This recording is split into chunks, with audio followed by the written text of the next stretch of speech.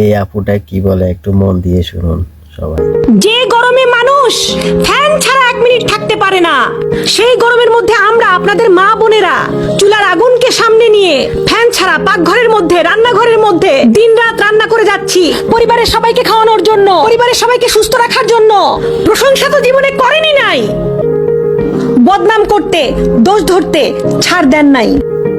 আমরা মা বোনেরা দেখবেন সারাদিন শ্বশুর বাড়িতে কাজ করার পরেও নাম পাই না, কিন্তু তরকারিতে যদি একদিন লবণ কম হয় কত কথা যে শুনতে হয় তার ঠিক নাই।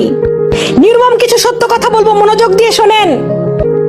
নিজের টাকা দিয়ে যখন রেস্টুরেন্টে খেতে যান, খাবারও খান, টিপসও দেন, আবার বাইরে এসে স্ট্যাটাস মারেন। কয়জন আছেন ফেসবুকে স্ট্যাটাস দিয়েছেন, মা আপনাকে ধন্যবাদ, আজীবন রান্না করে খাইয়েছেন। কয়জন স্বামী আছেন স্ট্যাটাস দিয়েছেন, বউ তোমাকে ধন্যবাদ, অক্লান্ত কষ্ট সহ্য করে তুমি আমাকে রান্না করে খাওয়াইছো। কয়জন আছে? একজনও নাই।